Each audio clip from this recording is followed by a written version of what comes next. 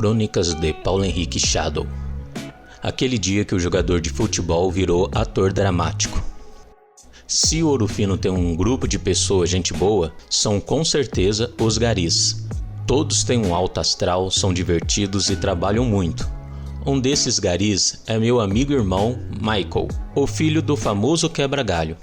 Eu conheci o Michael ainda quando era criança, quando mudamos para o Jardim Centenário, nas casas populares, que deliciosamente sempre foi chamado de BNH Novo, e Michael e eu nos tornamos vizinhos.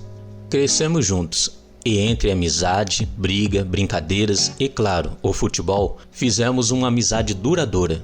Michael entrou no futebol para o novo time da cidade, o Centenário, e como o bairro já tinha um time, o famoso Junac, automaticamente viraram rivais.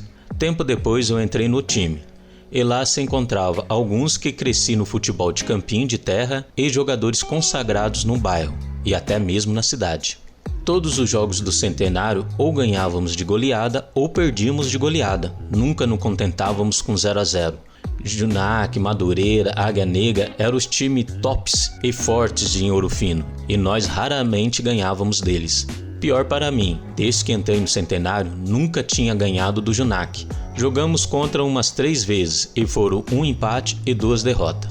Lembro que dificilmente ganhávamos do Junac nos jogos normais desde que entrei. Eles tinham jogadores mais experientes e também os joias do bairro, e nós, Centenário, éramos moleque e entrávamos no campo com emoção. Entramos no campeonato de Ouro Fino. Para mim, foi o primeiro campeonato municipal que eu tinha entrado. Os caras do time já tinham jogado anteriormente e não foram muito bem, segundo eles mesmos. O time era composto por Dinei, Adalto, Michael, Márcio Maruca, Cláudio, Léo, Ney, Caíca, Martinho, Marcinho e eu.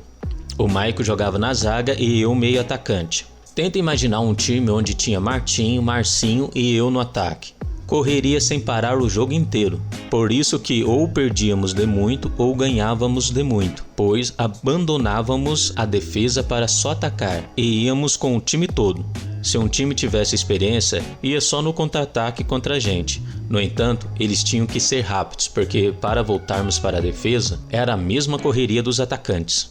Mesmo a gente sempre atacando, tínhamos a nossa arma secreta, o Michael. O nosso Michael do Centenário era uma mistura de Galeano, que já passou pelo Palmeiras, Kleber, também do Palmeiras, Felipe Melo do Fluminense e o colombiano Geraldo Badoya. Sim, o nosso zagueiro bruto e forte, mesmo tendo visivelmente 50 kg, eu tenho certeza que parava na trombada do Ronaldo Fenômeno e o Adriano, para ter uma ideia do zagueiro do Centenário. Michael não tinha dó, chegava firme em todas e assim nutria nosso time, que era só ataque.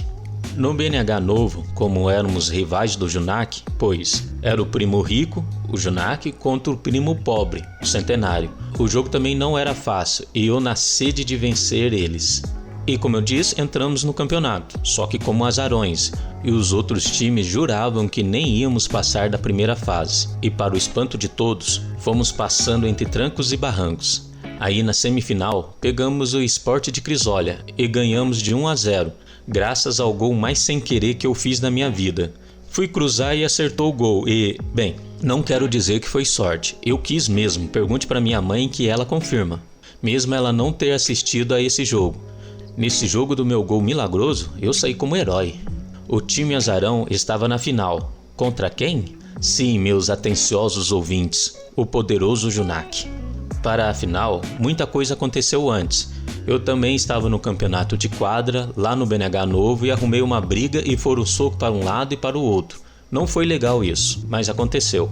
Marcinho e eu tínhamos discutido por bobeira, em outra coisa que não tinha nada a ver com futebol e coisa de criança ali no BNH, e não estávamos nos falando.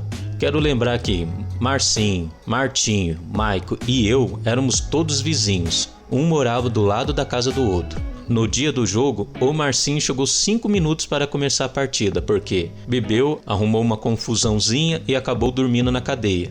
Teve churrasco e alguns dos times estavam de ressaca. Imagina o nosso drama. Aí entramos em campo, eu não era mais meio atacante, minha função era ficar no meio de campo marcando. O Marcinho, que era atacante, vinha seguindo o lateral e foi a primeira vez no campeonato ou qualquer jogo que mais marcamos que atacamos. O jogo pegado. O time dos caras já tinham até comemorado antes por nós ter ido na finais com eles. Achava que o título estava garantido. Martinho, literalmente sozinho no ataque, faz um gol e o estádio veio ao chão. Ninguém esperava por aquilo. O time do Junak veio para cima, segurávamos o melhor que podíamos e o jogo já ia para o final do segundo tempo e 1-0 magro. E aí entra o herói desse jogo. Tínhamos empolgado com o lance e partimos para o ataque. Estávamos atrás do gol e infelizmente perdemos a bola e um contra-ataque dos caras que começou com um chutão do goleiro deles não dava tempo de voltarmos. Maico sozinho contra 2 atacantes do Junak e um silêncio mortal na arquibancada. Maico partiu com tudo para cima de quem estava com a bola. Ele errou o tempo e o cara ia partir sozinho e o Maico se jogou literalmente na frente do jogador e claro, veio a trombada. Maico caiu no chão num escândalo que até mesmo o povo de Jacutinga, Monte Sião, Bueno Brandão e Borda da Mata se assustaram e com aquele grito de dor desesperado de alguém que estava entre a vida e a morte. O juiz parou e, Maico rolando e enrolando no chão de um lado para o outro, o time do Junak revoltado, a gente tumultuando para que o Maico não fosse expulso. Ele era o último homem, ele atacou literalmente o atacante e atrapalhou a jogada. No meio daquela confusão parecia que ia sair uma briga generalizada, pois os dois times estavam discutindo e não queríamos perder o nosso zagueiro. E naquela discussão, a mulher do Maico saiu da arquibancada, partiu para o campo, foi ver o que tinha acontecido com Amado. Ele, a vendo, parou o drama e levantou na hora para acalmar ela. O juiz tentou tirar ela e ela quase partiu para cima do juiz. Claro, a mulher estava preocupada. Se deixasse até, o atacante do Junak que levou a falta ficaria no chão com os 2 olhos roxos, pois do jeito que o Maico encenou, parecia que o agressor era o cara. Mas aí, depois de um tempo, Maico conseguiu a acalmar e mostrou que estava tudo bem com ele. Ela saiu mais tranquila do campo. O pessoal aplaudindo na arquibancada a proteção da mulher com a pessoa que ela gosta. Na reviravolta, a torcida começou a pedir a expulsão do atacante do Junak. Porque, convenhamos, a atuação do nosso ator endiabrado, naquele momento, já era um merecedor de um Oscar. E a confusão ficou entre nós, Centenários e Junak, que já não falávamos nada com nada. E depois de um tempo de confusão, o juiz não deu cartão, porque foi tanta informação naquele momento que esqueceram completamente o lance. Maico ainda enrolou um pouco, fingindo com a maior cara de pau que estava arrumando a chuteira.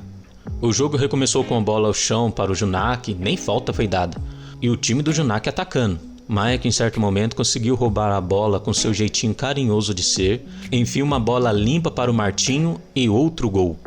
Por incrível que pareça, depois de tudo aquilo, ainda fizemos um gol entre uma tabela bonita dos não mais inimigos Marcinho e eu, que nos juntamos depois do drama do Maico e voltamos a ser amigos sem perceber, e depois só esperar o apito final. Maico foi o herói incomum do campeonato, nem os gols do Martinho foi mais falado que a falta que não foi dada.